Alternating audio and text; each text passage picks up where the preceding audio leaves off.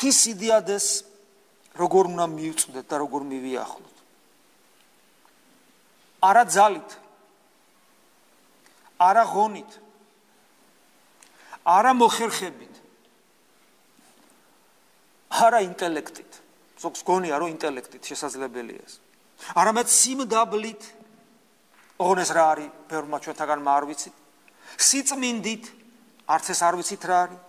სინანულით, სამწუხაროდ, არც ეს არ ვიცით რა არის. მორჩილებით, არც ეს არ ვიცით რა არის.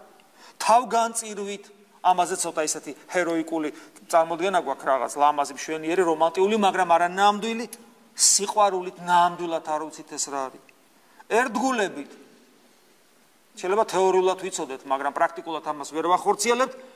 პასუხისგებლობით, ახლა ჩვენი პასუხისგებლობა ძალიან შორს დგას სასურველისაგან. აი ეს ყველაფერი და არასრულისია, რა თქმა უნდა, არის ის, რითაც ჩვენ მივწვდებით, მაგრამ აი ამ ყველაფერის რაც ჩამოვთვალე. ისეთი ძალა, ისეთი ღონე, გნებავთ ისეთი მოხერხება და ინტელექტუალური რესურსიც სჭირდება. ოღონდ ეს ყოველივე მსახური უნდა იყოს იმ მეორესი რაც ჩამოვთვალე. მინდა კვლავ პავლე მოციქულის ამონარიდი აღმოვიკითხო, რითაც განვამტკიცებთ აი ამ ჩვენს ნათქვამს. და ვიპო მაშინა ქრისტეზე საუბრობს. ვიპო მაშინა, ანუ ეს ნიშნავს ვიყო, ღმერთში ვიყო, ქრისტეში ვიყო.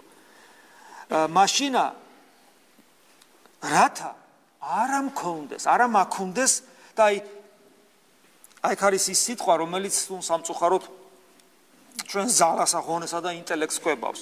არა მაქონდეს ჩემი სიმართლე. არა. ჩემი სიმართლეს ჯულისაგან. თანახეთ, ჩემ სიმართლეს როგორი მკვება ვიყავს. ეს ჯულს აღვასრულებ. კანონიერად ვიქცევი. მართალი კაცი ვარ.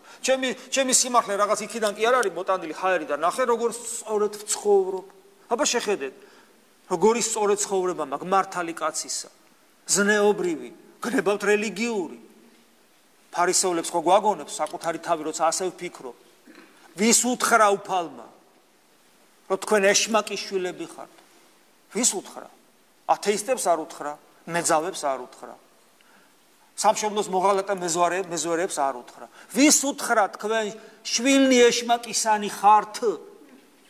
რელიგიურ ადამიანებს უთხრა, მორწმუნეებს უთხრა, ვისაც ჯულისაგან გამომდინარე საკუთარი სიმართლე აქვთ. მართალია, კაი გესმით, აი მართალი ადამიანია. აი მართალ ადამიანს ეუბნება შენ შვილი ეშმაკისა ხარ, ქრისტე ეუბნება.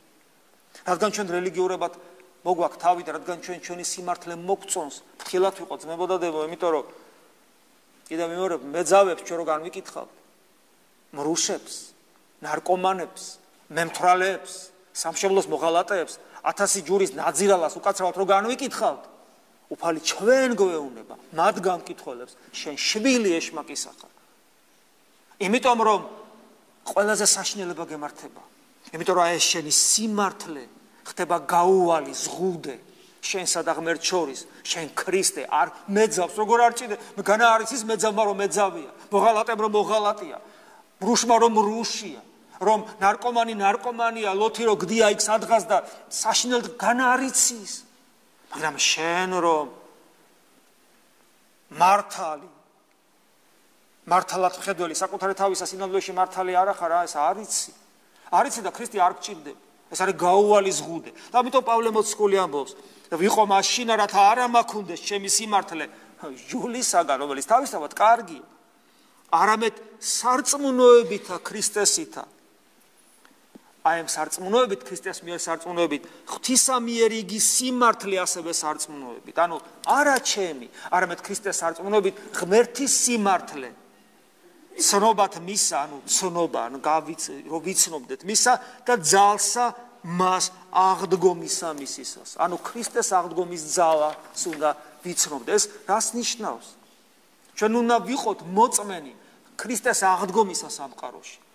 ეს ნიშნავს იმას, რომ შენ რო იტყვი ადამიანთან, რომ იცი ქრისტე აღსდგა, ეს ისეთი რწმენი, ისეთი ენერგიით უნდა იყოს ნათქვამი, რომ იმ წამსვე დაგიდასტუროს, ოღონდ იმანაც ასევე დიდი რწმენი, ჭეშმარიტად აღსდგა. იმიტომ რომ შენ ამ სიტყვას მისდევს არა ადამიანური ენერგია, არამედ ღვთაებრივი ენერგია, მადლისა, რომელიც შენს გულში უნდა სუფევდეს. ანუ ეს უნდა იცოდეს. აი ეს არის სიმართლე. ამ სიმართლესთან შედარებით, რასაც აცილოა ჩვენი ნებისმიერი სიმართლე.